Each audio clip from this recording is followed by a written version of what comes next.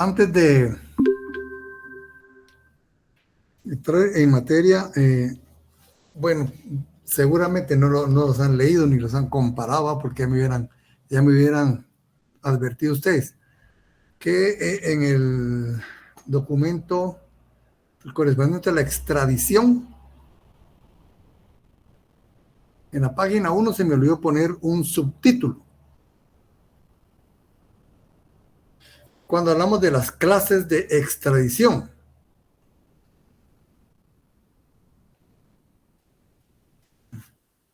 aquí en la extradición, ¿verdad? En la primera página, cuando hablamos de clases de extradición, se me olvidó colocar un subtítulo allá. Entonces queda de la forma siguiente.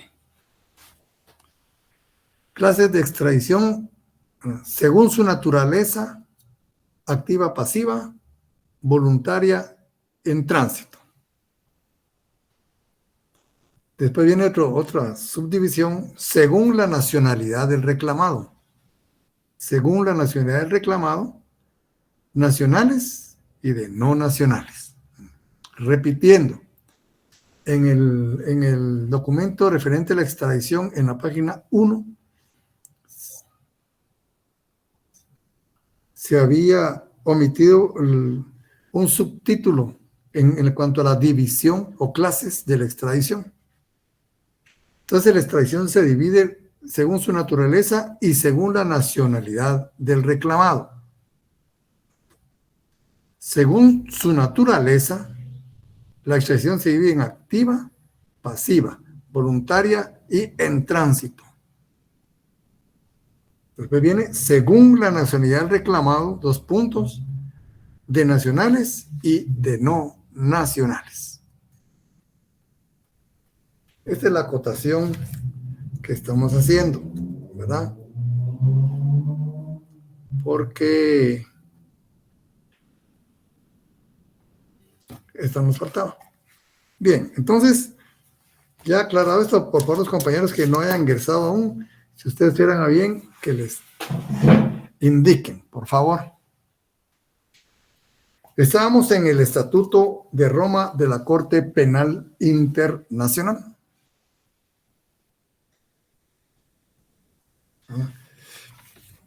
Esta, pues, como ustedes ven, es bastante importante.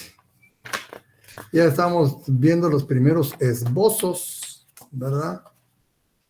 De este cuerpo legal internacional, muy importante.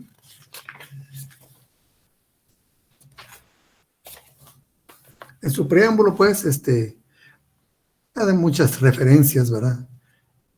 Dice, consciente que todos los pueblos están unidos por estrechos lazos y sus culturas configuran un patrimonio común.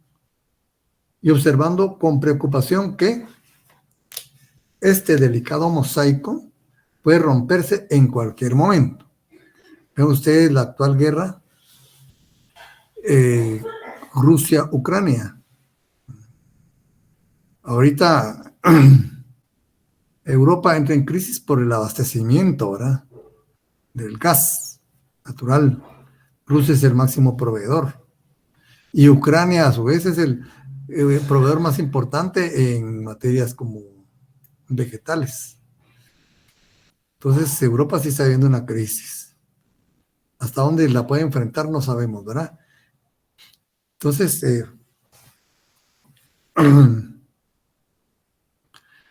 esto pues no solo va a perjudicar directamente a los países involucrados en el conflicto, sino colateralmente, ¿verdad?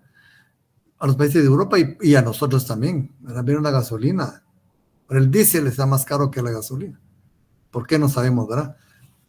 Pero esas son repercusiones de ese conflicto, a veces, ¿verdad? Sazonados con un poco de malevolencia política de los gobernantes. Pero ese es otro tema que contar, ¿verdad? Entonces, como dicen, ese patrimonio común es muy delicado. Por eso es importante conservarlo, preservarlo, protegerlo, ¿no? Tengan presente que en este siglo millones de niños y mujeres y hombres han sido víctimas de atrocidades que desafían la imaginación y conmueven profundamente la conciencia de la humanidad. ¿Verdad? Acuérdense ustedes que el siglo XX ha sido muy violento, ¿verdad? Hubo 2 guerras mundiales, guerras internas, muy cruentas. La Guerra Fría, que tuvo sus repercusiones en los países, ¿verdad? Incluso Guatemala vivió 36 años de conflicto con atrocidades. Si ustedes han leído la obra Quiché Rebelde, obras así, hay unas atrocidades espeluznantes, ¿verdad? Solo aquí, por decir aquí. Y no digamos de guerras así ya más extendidas. Entonces, de todo ello, existen los líderes negativos, ¿verdad?, que dirigen esas situaciones que muchas veces sobrepasan la línea de toda conducta humana. Y lo que es peor, muchas veces quedan impunes de esas atrocidades. Reconociendo que estos graves crímenes constituyen la amenaza para la paz, la seguridad y bienestar de la humanidad. Aquí hay un nuevo concepto, ¿verdad? Aquí se remarca ese nuevo concepto que nace en el derecho internacional, el concepto de humanidad. Este nos va a desarrollar mucho el derecho internacional público y los derechos humanos. Ese nuevo concepto de humanidad, ¿verdad?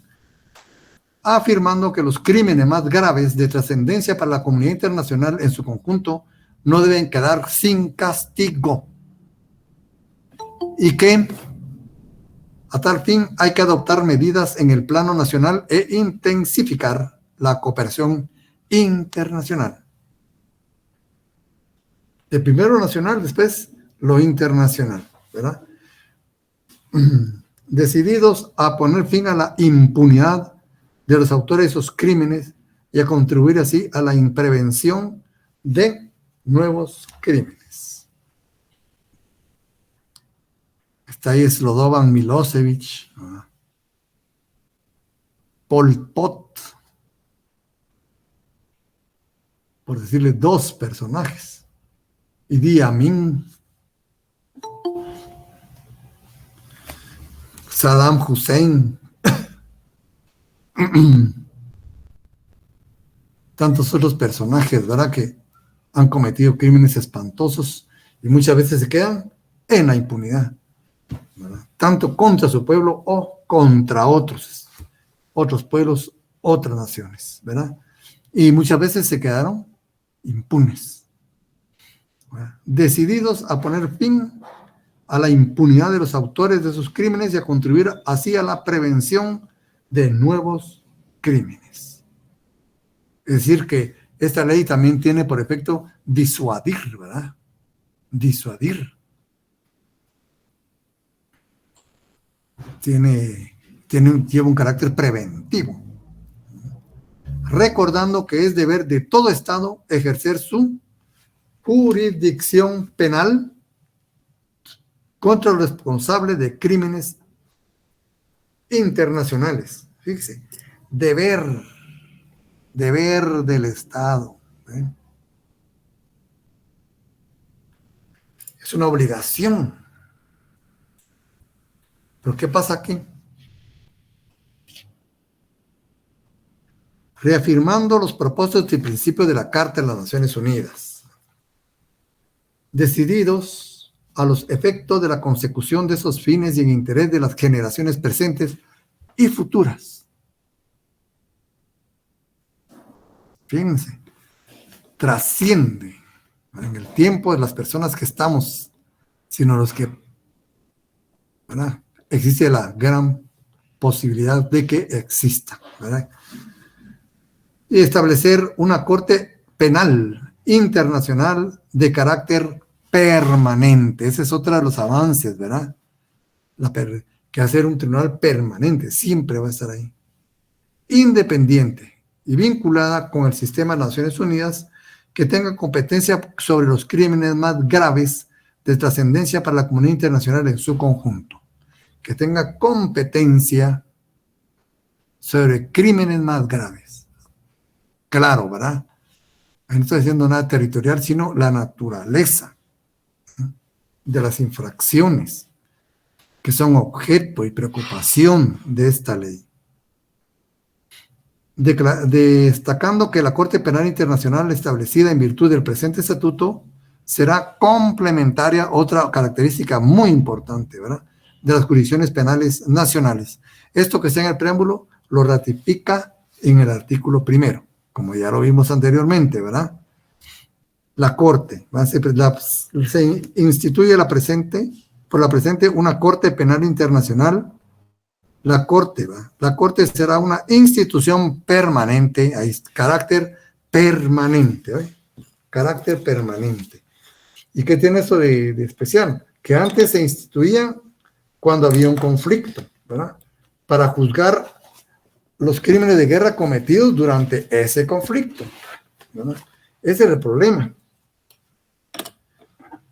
que era curativa, ¿verdad? Ahora pretende ser preventiva, porque eso dice que disuada, ¿verdad? Que disuada. Entonces, esta está facultada para ejercer su jurisdicción. Tiene competencia, ¿verdad?, para los crímenes más graves y jurisdicción sobre personas.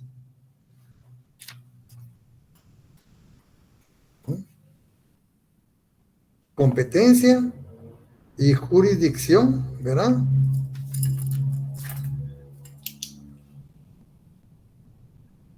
Jurisdicción. Tenemos la competencia, ¿va? Los crímenes más graves. Jurisdicción sobre personas. Respecto de, ¿va?, ¿por qué tipo de personas? ¿Va? Aquellas personas que cometan los crímenes más graves de trascendencia internacional, de conformidad con el presente estatuto. Vamos a ver cuáles son, ¿verdad? Tendrá carácter complementario de las jurisdicciones penales nacionales. Es decir, no puede participar inmediatamente. Si queda impune de esos crímenes, entonces ya puede entrar en acción, ¿verdad? La sede será, pues, los Países Bajos, la Haya en los Países Bajos. Y otros donde pueda, ¿verdad?, trasladarse a voluntad, pues, desde la Corte, ¿verdad? Pero sucede, el Estado anfitrión es los Países Bajos, la Haya, ¿verdad? Países Bajos. ¿Es sujeto de derecho internacional? Sí, es sujeto de derecho internacional de conformidad con el artículo 4. Tendrá personalidad jurídica, ¿verdad? También capacidad jurídica. Podrá ejercer funciones y atribuciones en conformidad con lo dispuesto en el presente estatuto, ¿verdad?, en el territorio de cualquier estado parte, ¿verdad? Ahí, como si ustedes ya leyeron, lo que yo les solicité, les rogué muy humildemente que tuvieran a bien leer las solicitudes de consulta dirigida por el presidente de Guatemala a la Corte de Constitucionalidad y su respectiva respuesta a esa consulta, ¿verdad? Ojalá la hayan leído y vean cómo manejan esa cuestión, ¿verdad? Si tiene jurisdicción esa posibilidad de ejercer, ¿verdad?, sus funciones en cualquier estado, en el territorio de cualquier estado. Y tiene competencia limitada o ilimitada la Corte Penal. La Corte Penal Internacional tiene competencia limitada. no es lo mismo que escasa, ¿verdad? No, la competencia es limitada a cierto grupo de delitos, ¿verdad? La competencia de la Corte se limitará a los crímenes más graves de trascendencia internacional.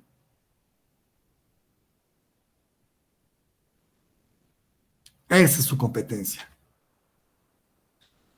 Y la jurisdicción puede ejercer jurisdicción ¿en dónde? Sobre personas respecto de esos crímenes. Esa es jurisdicción y competencia, ¿verdad? La Corte tendrá competencia de conformidad con el presente estatuto respecto de los siguientes crímenes. Esos crímenes se consideran más graves de trascendencia internacional para la comunidad internacional. El crimen de genocidio,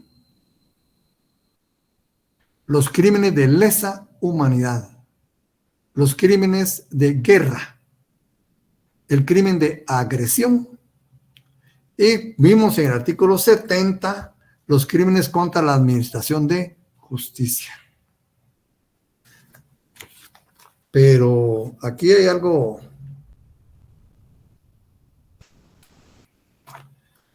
que es importante, ¿verdad? Fíjense que esta ley, este estatuto, no puede juzgar delitos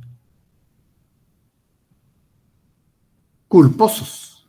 Es decir, que el crimen de genocidio, los crímenes de lesa humanidad, los crímenes de guerra, el crimen de agresión, ¿verdad? No pueden ser culposos. Y el crimen o el delito de contra la administración de justicia, siempre y cuando sea doloso. Y eso lo dice el artículo 30, dice elemento de intencionalidad, salvo disposición en contrario, salvo disposición en contrario, una persona será penalmente responsable y podrá ser penada por un crimen de la competencia de la Corte únicamente, fíjense, únicamente si los elementos materiales del crimen, o sea, el tipo, ¿verdad? Realiza ese tipo penal, se realiza con intención y conocimiento. Ahí hablamos del iter criminis. Si estudiaron ustedes el iter criminis, ¿verdad? ¿Cuáles son las fases del iter criminis? Y yo les pregunto, ¿hay iter criminis en los delitos culposos?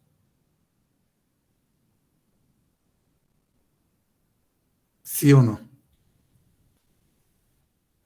Estudiantes del 10º semestre. ¿Y qué es el iter criminis? ¿Sí lo estudiaron ustedes? Sí, Lic. Sí lo estudiaron. ¿Hay iter criminis en los delitos culposos, sí o no? No, licenciado, porque no hay intención de realizar el hecho delictivo. Muy bien, sí, son los delitos dolosos, ¿verdad?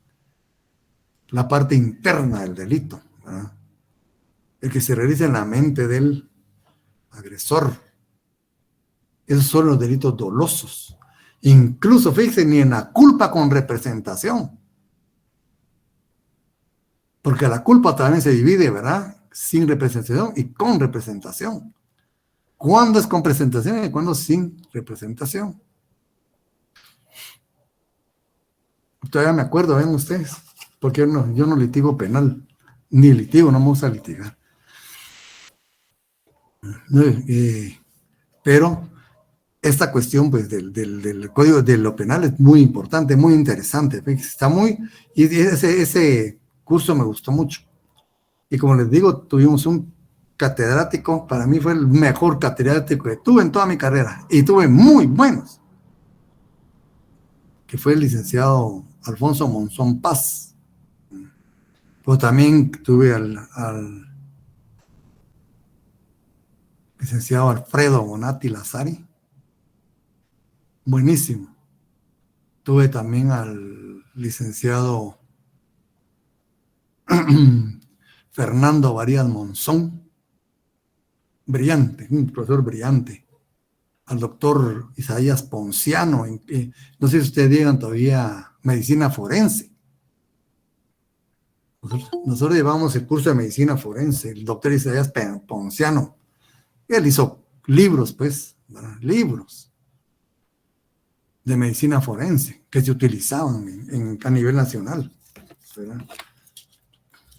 Una eminencia el doctor, serio para dar su clase. Unas clases bien elaboradas, ¿verdad? Bien explicadas. Él tenía mucha, ¿verdad? Estos catedráticos fueron el licenciado Rubén Contreras Ortiz, el doctor Carlos Larios Ochaita, de este libro, gran catedrático, doctos en la materia, ¿verdad? Hay muy buenos profesores que lo marcan a uno, ¿verdad? Entonces, sí, entonces yo me extiendo, ¿verdad? No para evidenciarlos o llevársela a uno de doctor, ¿verdad? Sino que vayamos nosotros. Yo trato de despertar en ustedes la curiosidad científica, que vuelvan ustedes a sus libros, a sus apuntes, que profundicen en otros autores, todos estos términos que hablamos, ¿verdad? Estos van a servir para la profesión, para el privado, ¿sí? Y para la vida. Pues es que yo me meto a hablar a veces de más, ¿verdad? En estas cuestiones para ir con ustedes como recapitulando, ¿verdad? Entonces, como ven, estos delitos que se juzgan y los que puede juzgar la Corte deben ser únicamente dolosos, ¿verdad? Salvo, dice, ¿verdad? Salvo, esa palabra salvo es bueno tenerla presente, ¿verdad? Pero tengamos muy presente además que dice salvo disposición contraria, como dice, exceptuando a, ¿verdad? Una persona será penalmente responsable y podrá ser penada por un crimen de la competencia de esta Corte. Ya vimos cuáles son los crímenes, ¿verdad? Únicamente si los elementos materiales del crimen se realizan con intención y conocimiento. Ahí estamos hablando de dolo, ¿verdad? De los elementos materiales del crimen. Y en el artículo 70, numeral 1, cuando hablamos de otros delitos que conoce la Corte, que no está, ¿verdad? Ahí en el artículo 5, sino hasta el 70, dice, delitos contra la administración de justicia, dice el 70. 1. La Corte tendrá, perdón, competencia para conocer de los siguientes delitos contra la administración de justicia. Siempre y cuando, miren, siempre y cuando se cometan intencionalmente. Cuando hay intención, hay dolo. Pero cuando hay culpa, ¿qué hay? Imprudencia, impericia o negligencia, pero no dolo. ¿Verdad? Entonces, esta es una cuestión muy importante. Delitos culposos no, ¿verdad? Y más que todo, otro que sí puede ser, ¿verdad? El 70, acá estos creo que no admiten culpa, ¿va? Ustedes, delitos culposos, el crimen de genocidio, bueno. Entonces aquí dice, la Corte ejercerá competencia respecto de los crímenes de agresión, el de agresión, miren, una vez que se apruebe una disposición de conformidad con los artículos 121 y 123 en que se defina el crimen. Es decir, que el delito de agresión no está definido, no está aún tipificado en esta ley. Está señalado, pero no está tipificado. Los elementos todavía no están. El de genocidio ya. Dice, a los efectos del presente estatuto se entiende por genocidio. Fíjese, cualquiera de los actos mencionados a continuación, perpetrados con intención, ahí ya va a ver, ¿verdad? La intención de destruir total o parcialmente a un grupo nacional, étnico, racial o religioso. ¿Verdad? Y ahí está el listado, matanza de sus miembros, lesión grave y y ya empieza, ¿verdad? Pero lo principal es, ¿verdad?, qué intención llevan, ¿verdad? Destruir total o parcialmente a un grupo. Puede ser nacional, ¿verdad? Étnico, racial o religioso. Un grupo nacional, étnico, racial o religioso. Lo que se da muchas veces en los países musulmanes, ¿verdad? Lo que se dio aquí. Crímenes de lesa humanidad, artículo 7, a efecto del presente estatuto se entenderá por crimen de lesa humanidad, ahí los tipifican, ¿verdad? Cualquiera de los actos siguientes, cuando, bueno, aparte de los actos que debe tener, ¿verdad?, se cometa como parte de un ataque generalizado, sistemático, contra una población civil, y con conocimiento de dicho ataque, ¿verdad? Ya viene asesinato, exterminio, esclavitud, y empiezan, ¿verdad? Estos delitos es bien delicado calificarlos, ¿verdad? La interposición de una demanda ante la Corte Penal Internacional es un estudio muy profundo, ¿verdad? No es así que con una leída superficial, no solo va a estos genocidios, tiene muchos, ¿verdad? Muchos detalles que hay que analizar, ¿verdad? Pero el encabezamiento es muy importante, ¿verdad? Nos va diciendo la idea general y después todo lo específico que puede conllevar de lesa humanidad. Este artículo es grandísimo, ¿eh?, porque es bastante amplio. Y el crimen de guerra en el artículo 8. Dice, la Corte tendrá competencia respecto de crímenes de guerra, en particular cuando se cometan como parte de un plan o política o como parte de la comisión en gran escala. Aquí nos va explicando, ¿verdad?, todos los elementos, ¿verdad? Empieza y de ahí a los actos del presente estatuto se entiende por crímenes de guerra, ¿verdad? Infracciones graves a los convenios de Ginebra. Aquí tendríamos que irnos al derecho, ¿verdad?, internacional humanitario.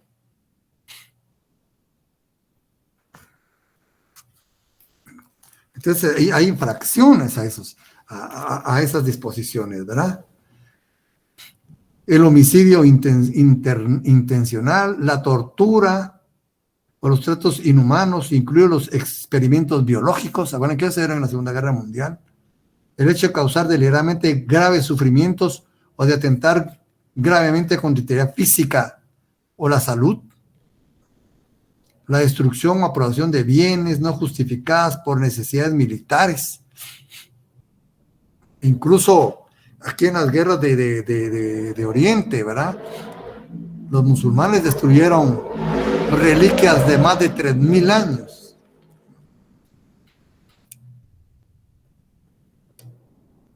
¿Verdad? Ilícita y arbitrariamente el hecho de forzar a un prisionero de guerra a otra persona protegida a servir en las fuerzas de una potencia enemiga. Y ahí sigue, ¿verdad?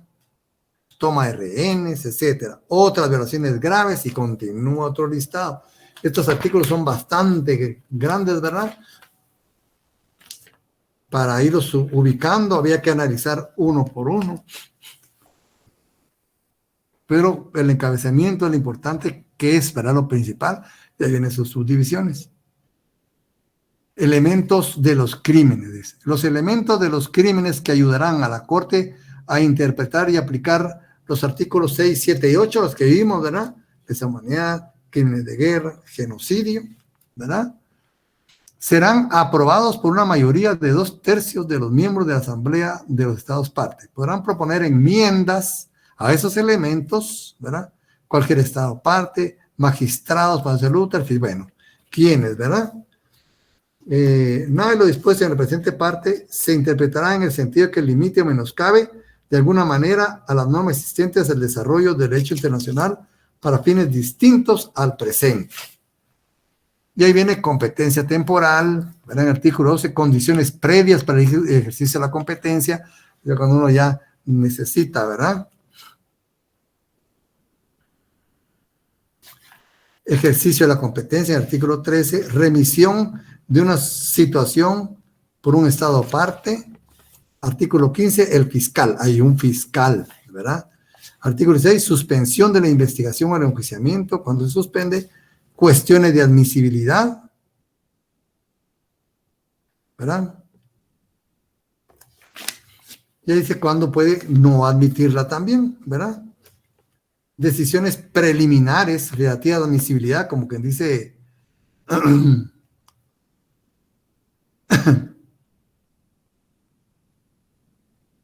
algunas cuestiones previas, ¿verdad? Que puedan ser importantes. Dice impugnación de la competencia de la Corte. Se puede impugnar la competencia de la Corte, artículo 19. Y artículo 20, cosa juzgada. Esa es cosa juzgada. Salvo que el presente estatuto se disponga otra cosa, nadie será procesado por la Corte en razón de conductas constitutivas de crímenes por los cuales ya hubiere sido condenado o absuelto. Ese principio lo sabemos, ¿verdad? Nadie puede ser juzgado por un mismo hecho, dos veces, ¿verdad? Ese mismo principio lo guarda esta ley. Nadie será procesado por otro tribunal en razón de uno de los crímenes mencionados en el artículo 5, por el cual la Corte ya le hubiere condenado o absuelto también. La Corte no procesará a nadie que haya sido procesado por otro tribunal en razón, bueno, como ven, casi el juzgamiento doble, ¿verdad? La cosa juzgada es bastante importante. Ahora, el artículo 21 también es importante porque podríamos ponerle como fuentes, ¿verdad? Fuentes del derecho en la Corte Penal Internacional. Derecho aplicable. La Corte aplicará, en primer lugar, el presente estatuto. Eso es lo primero, el presente estatuto. Los elementos de los crímenes y sus reglas de procedimiento y prueba. ¿Qué otro nos puede ayudar? En segundo lugar, cuando proceda los tratados internacionales, ¿verdad? Los que sean aplicables, ¿verdad? Los idóneos, ¿verdad? No cualquiera. En tercer lugar, los principios generales del derecho. Eso va a ser como las fuentes, ¿verdad? El presente tratado, los tratados internacionales, los principios generales del derecho y también tiene, aparte de las literales, tiene la jurisprudencia como otra fuente. Por dice, la Corte podrá aplicar principios y normas de derecho respecto de los cuales hubiere hecho una interpretación en decisiones anteriores, ¿eh? Jurisprudencia. Entonces tenemos el presente estatuto, los tratados internacionales, los principios generales del derecho y la jurisprudencia. Podríamos señalarles como fuentes, ¿verdad?, del derecho aplicables al Estatuto de Roma, de la Corte Penal Internacional. ¿Qué principios generales del derecho penal reconoce la Corte? Este es más específico, ¿eh?, en materia penal. Artículo 22. Nula crimen sine lege, ¿verdad? Nadie será penalmente responsable de conformidad con el estatuto a menos que la conducta de que se trate constituya en el momento en que tiene lugar un crimen de competencia de la Corte, ¿verdad? Ese ya lo saben ustedes, ese ya lo estudiaron en derecho penal, ¿verdad? No hay delito, pues, si no está tipificado, ¿verdad? Nula pene sine lex, también ya lo conocen ustedes, ¿verdad? Quien sea declarado culpable por la Corte únicamente podrá ser penado de conformidad con el presente estatuto, ¿verdad? No hay pena si no hay ley. No nos podemos inventar una pena, ¿verdad? No nos la podemos inventar.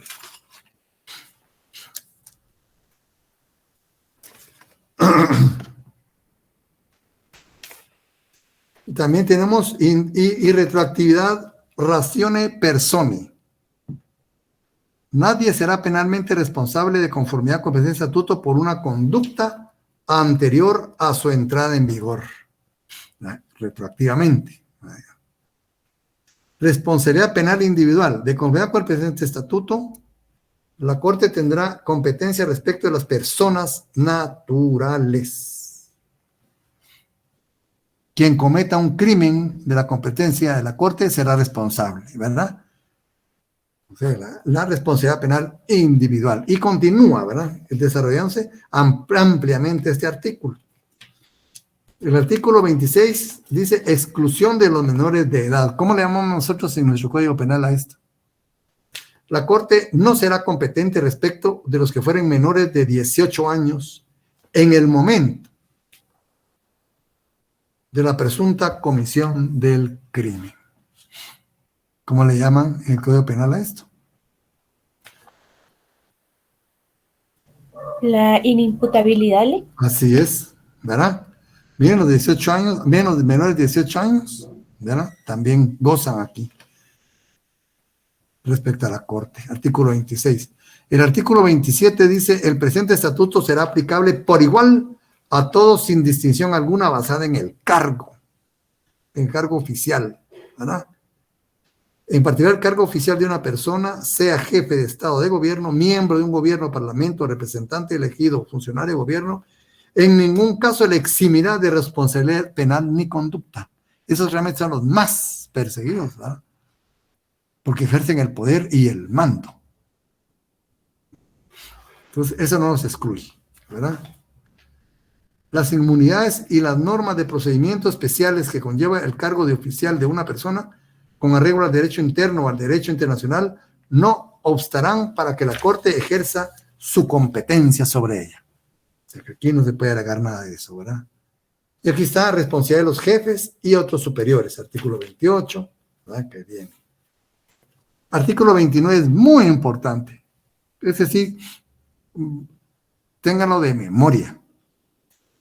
Dice, los crímenes de la competencia de la Corte no prescribirán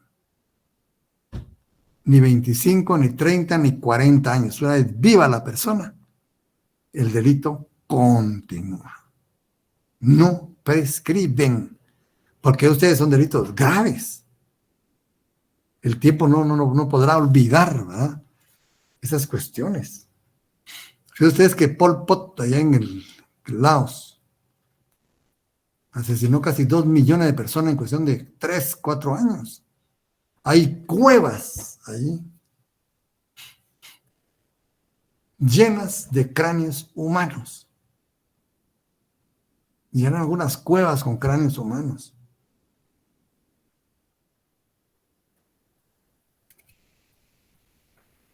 Son crímenes horribles, ¿verdad? Pol Pot. ¿Verdad? Y el artículo 30, pues, que habíamos visto, delitos contra la administración de... el elemento intencional, ¿verdad? La intencionalidad, ¿verdad? Salvo disposición en contrario, una persona será penalmente responsable y podrá ser penada por un crimen de la competencia de la Corte únicamente si los elementos materiales del crimen se realizan con intención y conocimiento. Solo delitos dolosos, ¿verdad? De ahí vienen las circunstancias eximentes. Artículo 31. Eso ya le suena a ustedes, ¿verdad? Ya en su curso de Derecho Penal vieron todos estos elementos. Como ven, tienen otra vez aplicación en el ámbito internacional, ¿verdad? Error de hecho o error de derecho. Artículo 32. Artículo 33. Órdenes superiores y disposiciones legales.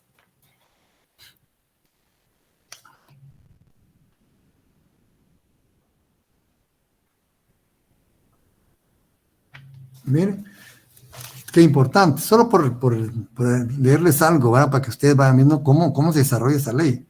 Órdenes superiores y disposiciones legales.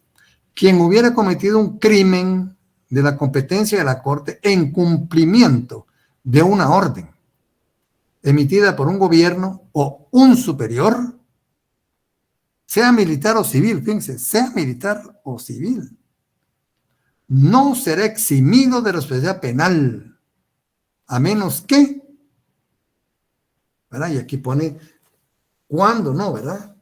Que estuviera obligado por ley o obedecer órdenes emitidas por el gobierno superior que se trate, no supiera que la orden era ilícita, la orden no fuera manifiestamente ilícita, o sea que da la apariencia, ¿verdad? Etcétera, ahí continúa, ¿verdad?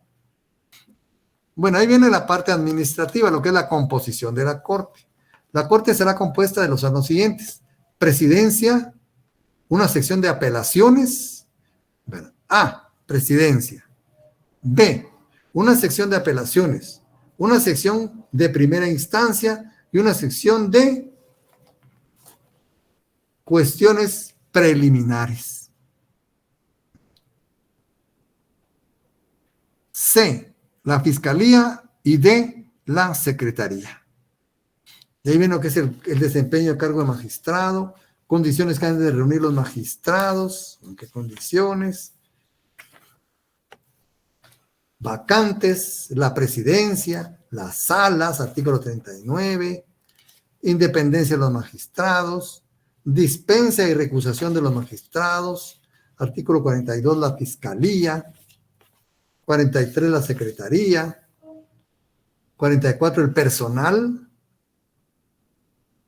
en la promesa solemne que van a hacer antes de asumir los cargos, 46, separación del cargo, 47, medidas disciplinarias, 48, privilegios e inmunidades, ¿verdad? La Corte gozará en el territorio de cada estado parte de los privilegios e inmunidades que sean necesarios para el cumplimiento de sus funciones. Son como privilegios e inmunidades diplomáticas, ¿verdad?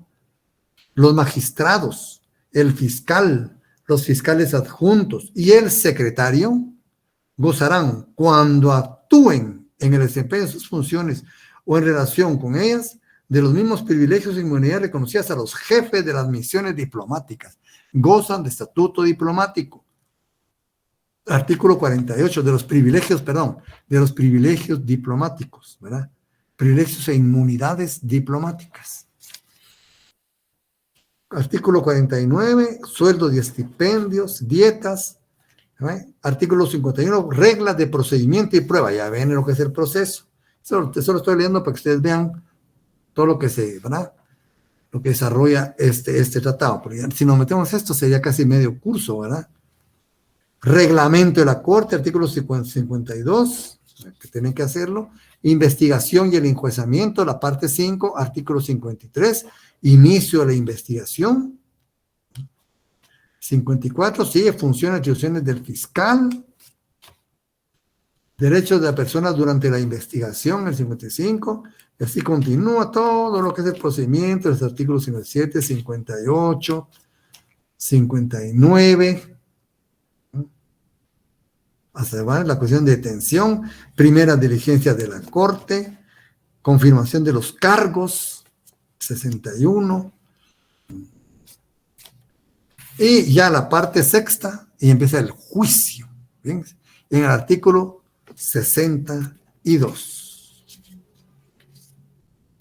El artículo 6.2, ¿verdad? A menos que sea otra cosa, el juicio se celebrará en la sede de la Corte. Presencia del acusado en el juicio, ¿verdad? Funciones y atribuciones de la sala de primera instancia, y continúa. Procedimiento en caso de declaración de culpabilidad. Presunción de inocencia, artículo 66. Artículo 67, derechos del acusado. Protección de las víctimas y los testigos. Práctica de las pruebas en el artículo 69. Y aquí donde yo les decía, delitos contra la administración de justicia, que los vimos en el artículo 70, solo dolosos. Sanciones por falta de conducta en la Corte. Artículo 72, protección de información que afecte a la seguridad nacional, ¿verdad? Se pueden ser bajo reservados. Requisito para el fallo. Artículo 75, reparación a las víctimas, ya viene pues la parte de las condenas, ¿no? Fallo condenatorio. Y el artículo 77, empezamos con las penas. La Corte podrá, con ejecución a lo dispuesto en el artículo 110, imponer a la persona declarada culpable de uno de los crímenes a que se hace referencia en el artículo 5 presente del estatuto, una de las penas siguientes: reclusión, fíjense, preso, ¿verdad? Por un número determinado de años que no exceda de 30 años. La pena máxima de prisión es de 30 años. Pero también puede haber cadena perpetua. Si es de reclusión, no más de 30 años. Pero puede haber, si no es eso, de ser cadena perpetua, cuando lo justifiquen la extrema gravedad del crimen y las circunstancias personales del condenado. Vieron que criminales de guerra han muerto en la cárcel, en la guerra nazi, han muerto en la cárcel. Además de la reclusión, la Corte podrá imponer multa, decomiso, artículo 77, estamos, ¿verdad? Imposición de la pena en el artículo 78, perdón, imposición de la pena. Al imponer una pena, la Corte, bueno, y ahí dice, ¿verdad? Con fondo fiduciario, por decisión de la Asamblea de los Estados Partes, se establecerá un fondo fiduciario en beneficio de las víctimas de crímenes de la competencia de la Corte. Hay un fondo especial. El estatuto, la aplicación de penas por los países, la legislación nacional. Nada de lo dispuesto en la presente parte se entenderá en perjuicio de la aplicación por los estados de las penas prescritas por su legislación nacional, ni de la legislación de los estados en que no existan las penas prescritas en la presente parte. ¿Cómo es? ¿Por qué? Porque tiene un carácter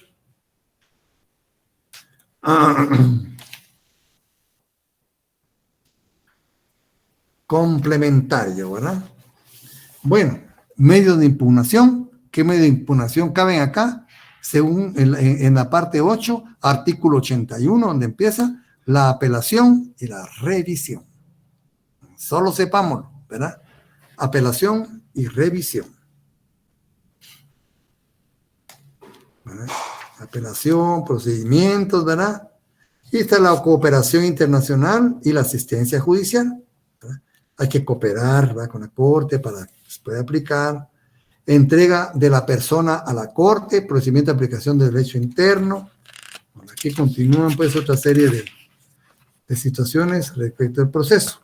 Otra cuestión que les quiero enseñar es términos empleados, artículo 102. A efectos del presente estatuto, ¿qué se entiende por entrega y qué se entiende por extradición? Por entrega, artículo 102, su literal A. Por entrega se entenderá la entrega de una persona por un Estado a la Corte. De un Estado a la Corte. Eso es entrega, ¿verdad? De conformidad con lo dispuesto en el presente estatuto. Bueno, se vio, ¿verdad? Entonces, cuando un Estado lo entrega a la Corte, su propia palabra lo dice, se entrega, es entrega. Pero para efecto de la presente Corte, extradición, se entenderá la entrega de una persona por un Estado a otro Estado, tal como lo vimos, ¿verdad? Tal como vimos en la extradición, ¿verdad? Entrega de un Estado por un Estado, de una persona por un Estado a otro Estado, de conformidad con lo dispuesto en un tratado o convención o en el derecho interno, tal como lo vimos, ¿verdad? No hay contradicción, venimos viendo que esto tiene aplicación práctica. Entonces, artículo 102, hay diferencia entre entrega y extradición. Entrega de un Estado a la Corte, extradición de un Estado a otro Estado.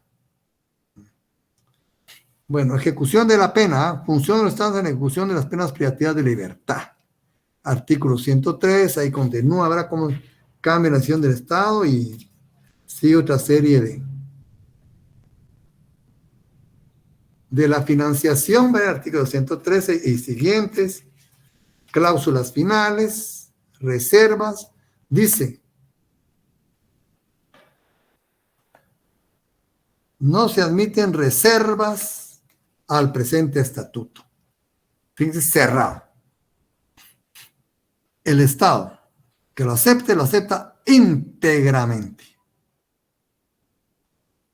Pero también se le puede hacer enmiendas, artículo 121, enmiendas a disposición de carácter institucional, revisión del estatuto, ¿verdad? disposiciones de transición, firme ratificación, entrada en vigor, denuncia, se puede denunciar ese tratado. ¿No?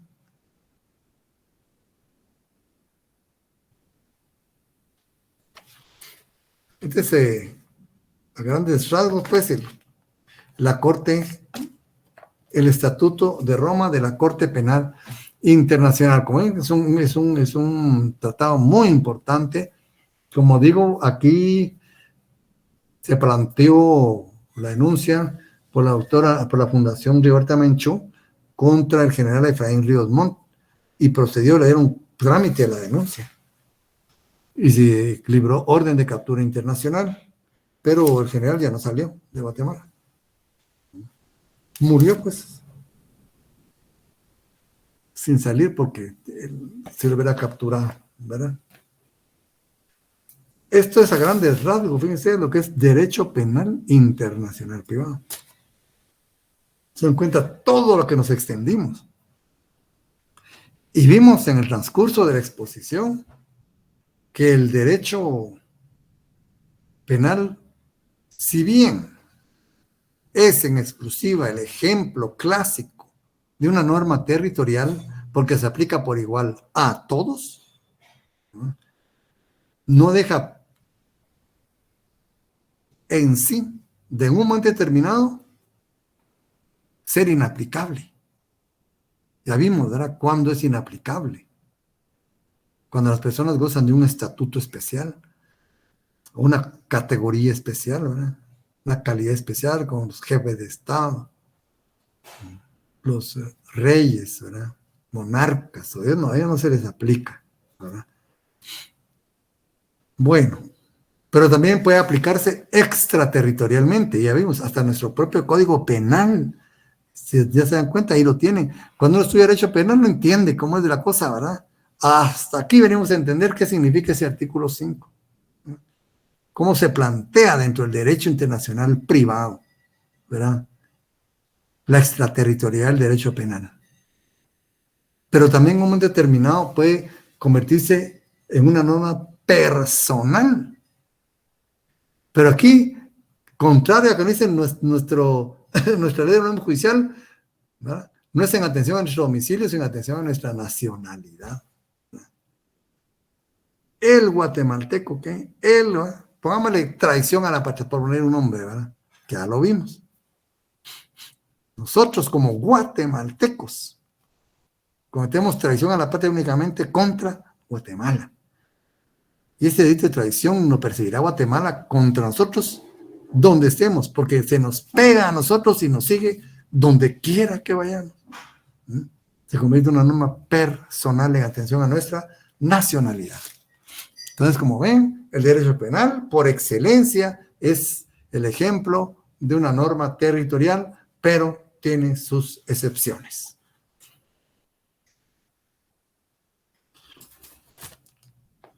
Entonces vimos que es bastante amplio este tema, ¿verdad?, el derecho penal.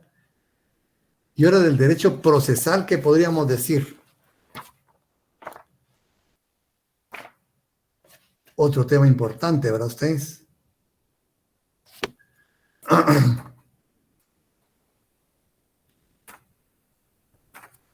Y es bastante grande.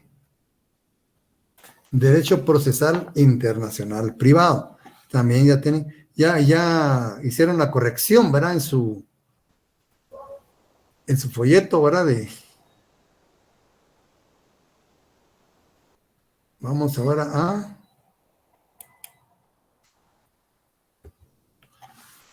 lo que es el derecho procesal internacional. Miren, el derecho procesal internacional también es importante. Acuérdense que aquí ¿qué es lo que se aplica? ¿Cuál es el principio que por excelencia rige en el derecho internacional? Dice la ley del organismo judicial. Artículo 33 de lo procesal. la competencia jurisdiccional de los tribunales nacionales con respecto a personas extranjeras sin domicilio en el país, el proceso y los medios cautelares se rigen de acuerdo a la ley del lugar en que se ejercite la acción. Lex fori. Artículo 34 de la jurisdicción.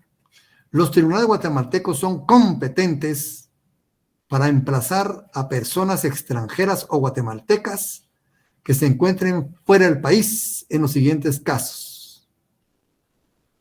¿Ves? Los tribunales guatemaltecos son competentes para emplazar a personas extranjeras o guatemaltecas que se encuentren fuera del país cuando ejercite una acción que tenga relación con actos o negocios jurídicos realizados en Guatemala. Cuando se ejercite alguna acción concerniente a bienes que están ubicados en Guatemala. Bienes, ¿verdad? Ya vimos que los bienes pues tienen una raigambre muy profunda ahora con el lugar en donde están.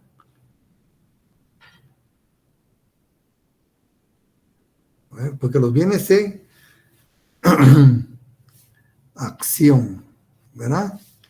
Lex fori siempre, ¿verdad?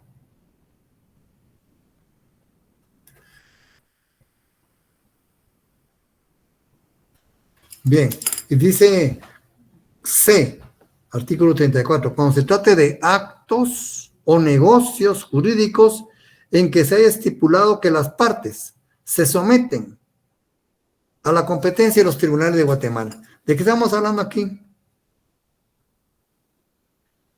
Autonomía de la voluntad, el pacto de sumisión, que le llaman también, ¿verdad? Pero el principio general es autonomía de la voluntad. Que estos principios que vimos desde el inicio del curso, ¿ven? Nos vienen acompañando y nos van a acompañar hasta el final. Y como los vimos en su momento, ¿verdad? Estamos, aquí ya, pues ya comprendemos mejor a qué nos estamos refiriendo, ¿verdad? Dice acá, dice, derecho, aquí vamos a ver, en este documento, que consta de 5 páginas, me basé, miren, bastantes autores, es muy amplio. En Carlos Arellano García, Derecho Internacional Privado, no me recuerdo este libro, Carlos Arellano. Ahorita no ubico este libro, Fins. Creo que es mexicano. Este autor, Carlos Arellano, sí, es mexicano, ¿sí? Un muy bonito libro. Fondo de Cultura Económica.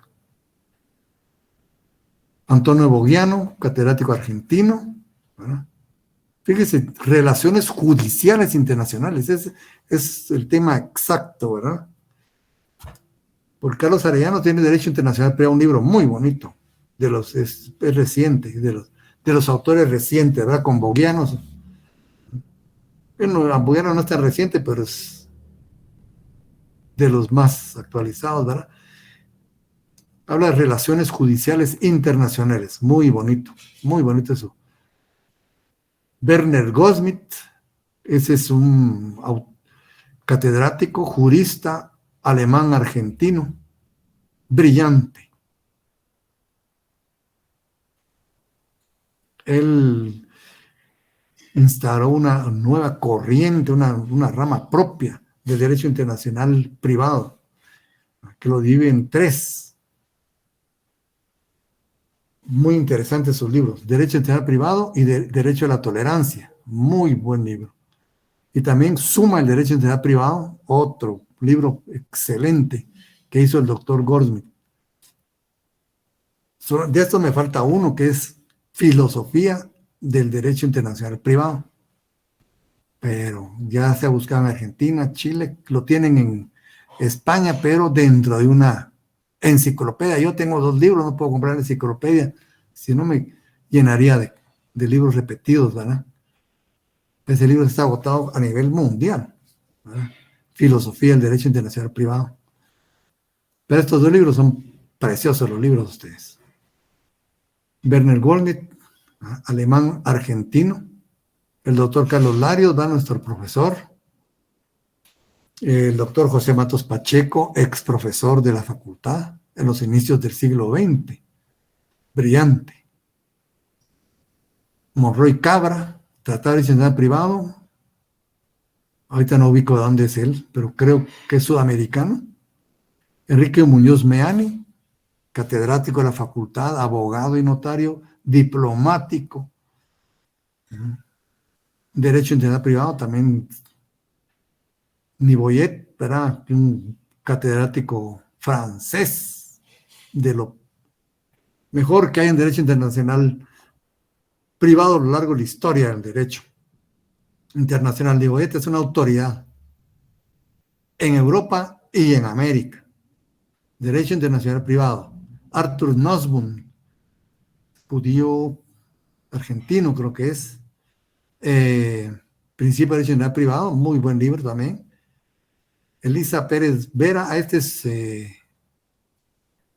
Internacional Privado, es de la Universidad de Madrid, de la Universidad a Distancia de España. Un estudio muy bonito, colectivo de Derecho Internacional Privado. Y como siempre, nuestro gran profesor, ¿verdad? El doctor Antonio Sánchez de Bustamante y Sirven, Derecho Internacional Privado. En estos autores me basé para hacer este pequeño folleto, ¿verdad? Porque miren ustedes, son doctor y traté de resumirlos, ¿verdad? Sus ideas fundamentales. Acá, el derecho internacional, profesión internacional es otra rama, un tema muy propio de la rama del derecho. Tiene que ver, entre otros, con los conflictos de competencia y jurisdicción, con las formas del proceso, la ejecución de sentencias extranjeras. En última instancia, tiene relación con la propia soberanía de los estados. Todo esto tiene relación con la soberanía de los estados. Dice el doctor Carlos Larios al respecto, expone que previamente se ha referido a los conflictos originados en la aplicación de leyes, ¿verdad? Pero también se extiende a las relaciones jurídicas que reclaman aplicación o conocimiento de jurisdicciones diferentes. Algunos llaman a esta parte del derecho internacional privado conflicto de competencia judicial. Dos aspectos son importantes aquí. El primero, la territorialidad de las leyes procesales, ¿verdad? Son territoriales, ya lo vimos, el Lex Fori, ¿verdad? Es territorial. Y B, la competencia de los tribunales. La competencia. En cuanto a la competencia, aquí los conflictos pueden ser positivos. Cuando dos jueces de dos países distintos reclaman el conocimiento de un mismo asunto. O negativos, cuando dos jueces de dos estados distintos se declaran incompetentes. Ante las dificultades de su solución, el Código de Derecho Internacional Privado, en su articulado, proporciona una solución de compromiso. Una vez determinada la jurisdicción improcedente, cabrá atenerse a las disposiciones locales para establecer quién es juez competente, es decir, qué clase de acción entablar ante juez, ante qué juez. En cuanto al proceso, qué formalidades deben observar las partes interesadas tratándose de un problema internacional privado. El proceso se rige por la Lex Fori, eso es importante, ¿verdad? En el ámbito internacional privado, las únicas excepciones universalmente aceptadas son la litispendencia. Ustedes ya saben qué es litispendencia, ¿verdad? Habrá excepción de litispendencia. ¿Qué característica tiene esa excepción? ¿Qué naturaleza?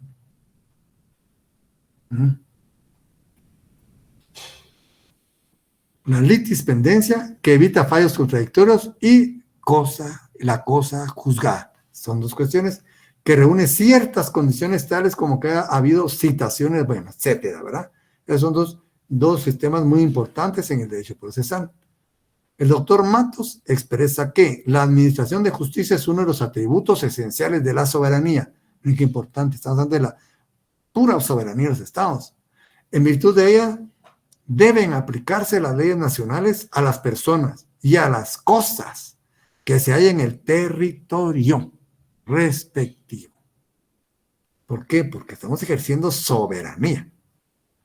Puede afirmarse que una de las reglas unánimemente admitidas en nuestra materia es que la competencia de las autoridades y todos los actos judiciales en lo que se refiere a la forma del procedimiento y a las vías de ejecución se regulan de acuerdo a la ley del lugar del tribunal. ¿Ah? Eso es lo que predomina, ¿verdad? Porque estas leyes son de orden público. Por eso. Ven, aquí el doctor Mato está explicando por qué existe la ley FORI. Por la naturaleza de las normas procesales. ¿Verdad?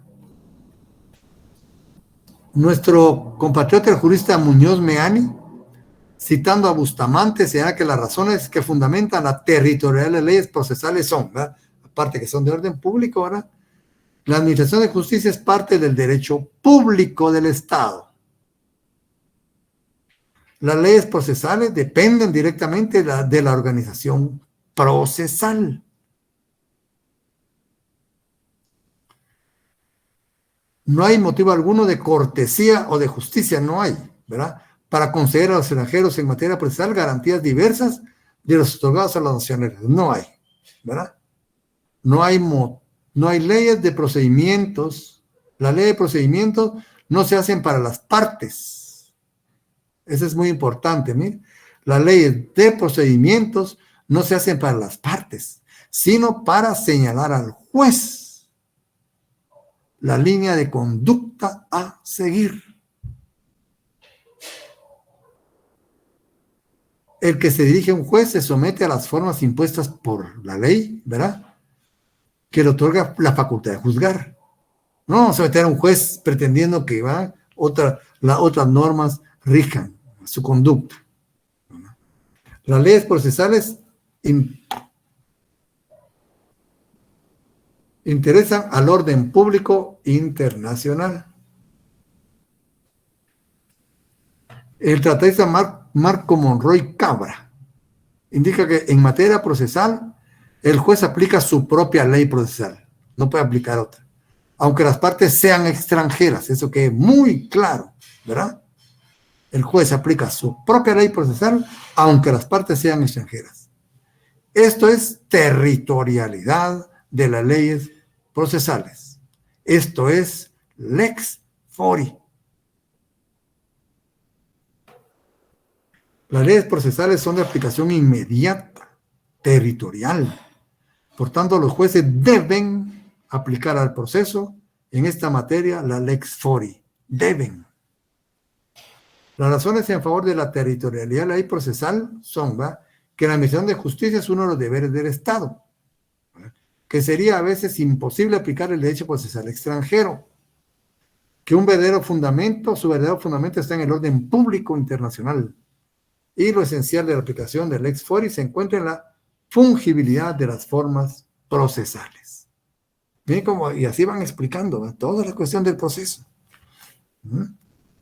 La excepción más importante de la aplicación del lex fori es la inmunidad de jurisdicción. Eso ya lo vimos, ¿verdad?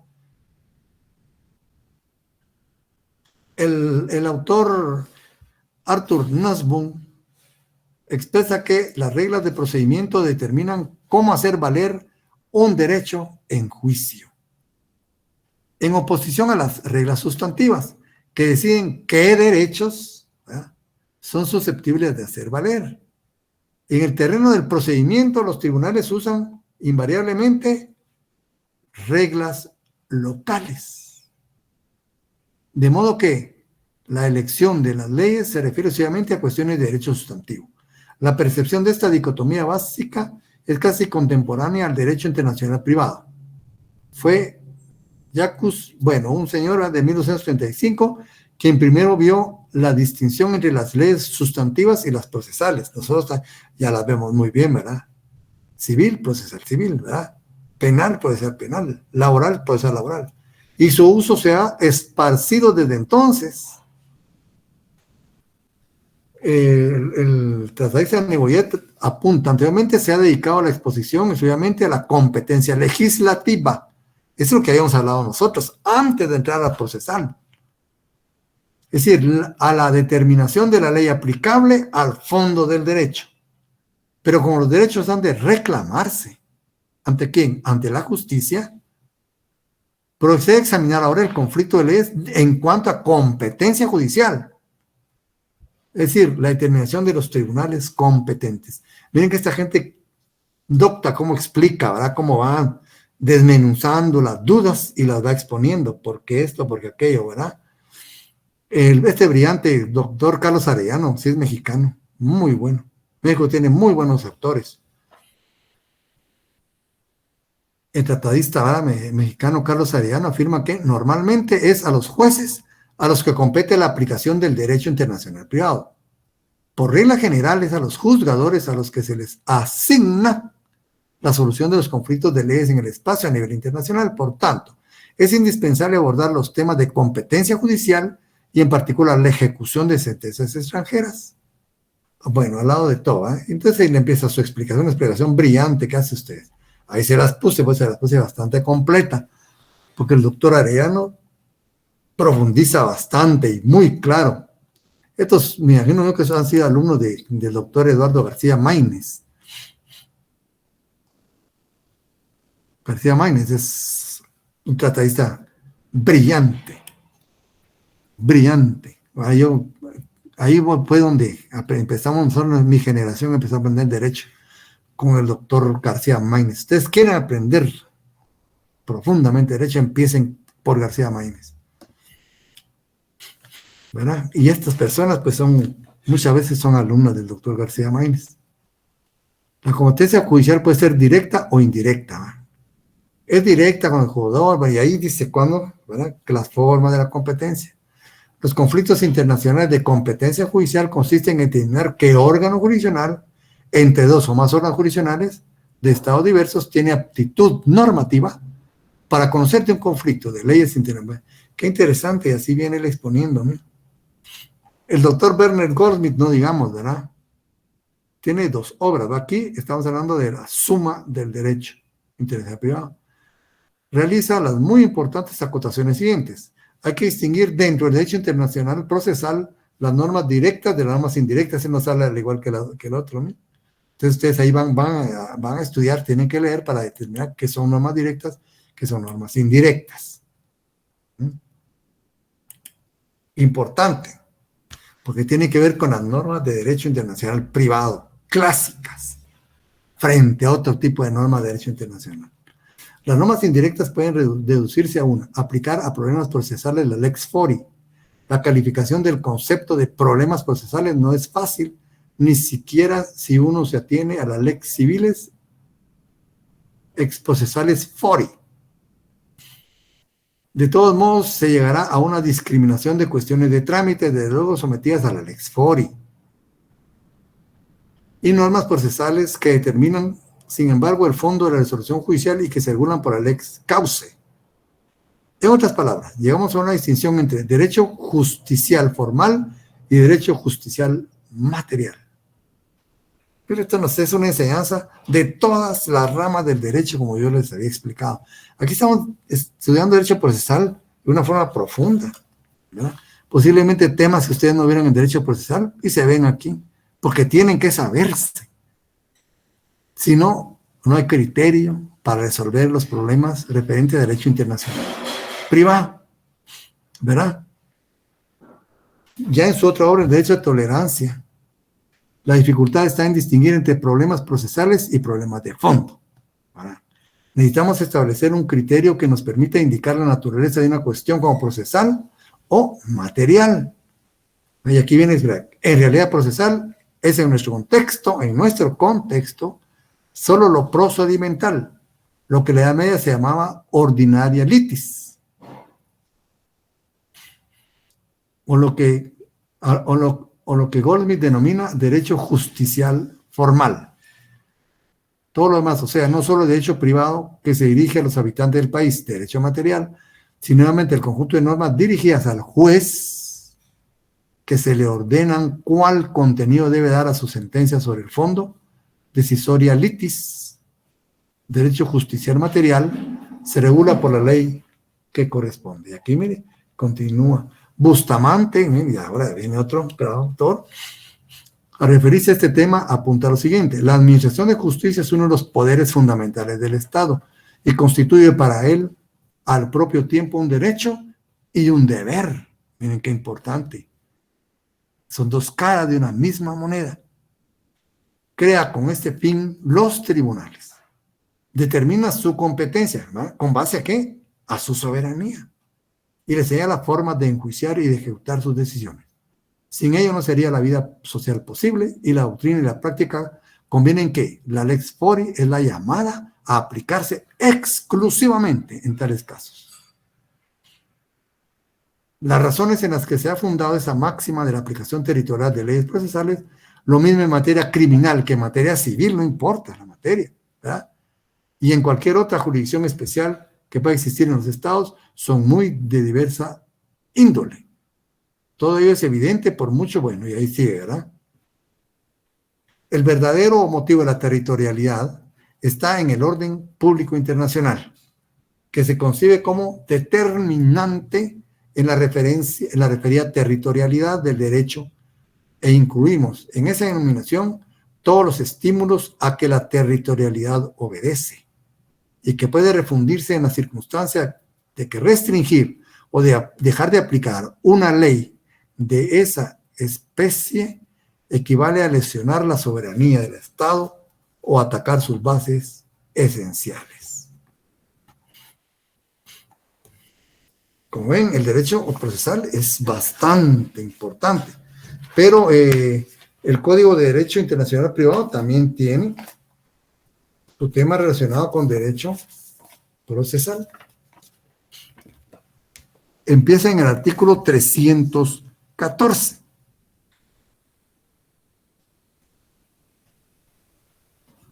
La ley de cada estado contratante, mire, lex fori, determina la competencia de los tribunales, así como su organización, las formas de enjuiciamiento y de ejecución de las sentencias y los recursos contra sus decisiones. Lex fori. 315. Ningún estado contratante organizará o mantendrá en su territorio tribunales especiales para los miembros de los demás estados contratantes. No podemos, ¿verdad?, crear tribunales especiales para personas extranjeras. Todos somos iguales ante la ley. Artículo 316. La competencia ratione loci, que es, busquemos esos términos, por favor, ¿eh? Busquemos esos términos. Se subordina en el orden de las relaciones internacionales a la ley del Estado contratante que la establece. La competencia ratione materie y ratione persone, otros términos. Aquí acá sí se oye de qué se trata, ¿verdad? Pero sería bueno que lo investigaran ustedes. En el orden de relaciones internacionales no debe basarse en los estados contratantes, por los estados contratantes, en la condición de nacionales o extranjeras de las personas interesadas, en perjuicio de estas, ¿verdad? Bueno, reglas generales de competencia en lo civil y mercantil. Ya vamos, lo primero es amplio, ¿verdad? General. Dice principios generales. Ya después civil y mercantil. Será en primer término juez competente, porque vimos en extradición, ya vimos quiénes son, ¿verdad? El juez competente. Eso lo vimos, ¿verdad? Para conocer de los pleitos a que dé origen el ejercicio de las acciones civiles y mercantiles de toda clase, aquel a quien los litigantes se sometan expresa o tácitamente. ¿Qué principio es este? Autonomía de la voluntad. Ven. Yo pues decía que los principios que vimos al inicio del curso se van a aplicar de manera transversal a lo largo del curso. Y aquí estamos viendo, ¿verdad? Para conocer de pleitos a que dio origen el ejercicio de las acciones civiles y mercantiles de toda clase, aquel a quien los litigantes se sometan expresa o tácitamente, siempre que uno de ellos, por lo menos, sea nacional del estado contratante, a que el juez pertenezca o tenga en él su domicilio, ¿verdad? Domicilio o nacionalidad, ¿verdad? Qué interesante, ¿verdad ustedes? La sumisión no será posible para las acciones reales. ¿Qué es una acción real? O mixtas, ¿qué es una acción mixta?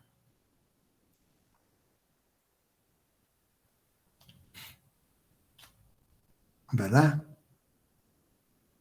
Cuando se pretende un derecho real, ¿no? ¿O no? Mixtas.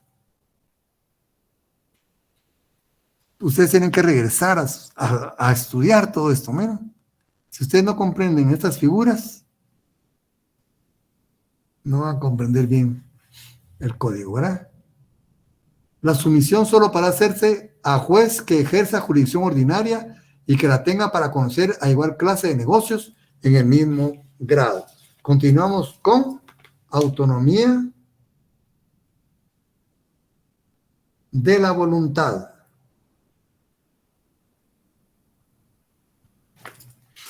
Tiene sus límites, si se dieron cuenta. El primero, ¿verdad?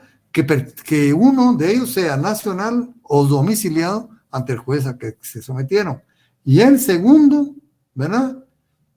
Que el juez sea competente para conocer ese tipo de acciones, de casos.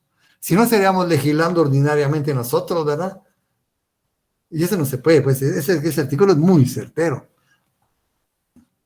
Bueno, ahí continúa, ¿verdad?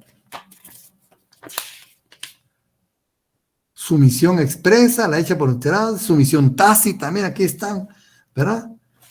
Para que ustedes continúen leyendo lo que resta de este código, ¿verdad? Por razones de tiempo, vamos a dejar acá y vamos a continuar, si Dios lo permite, el día viernes. Por favor, me leen estos capítulos que se refieren al derecho procesal internacional, hasta donde termine, ¿oye? Porque sí, vamos a adelantar y me leen este folleto que les entregamos como material de apoyo, por favor. Así que con el permiso de ustedes, me retiro para que ustedes se empiecen a preparar para la próxima clase. Con su permiso, jóvenes, y buenas tardes, y primero Dios nos vemos el viernes. Feliz noche, Lick. Se cuidan todos. Feliz noche, licenciado. Se cuidan, jóvenes. Gracias, Lick. Feliz noche, Lick. Noche, Lick.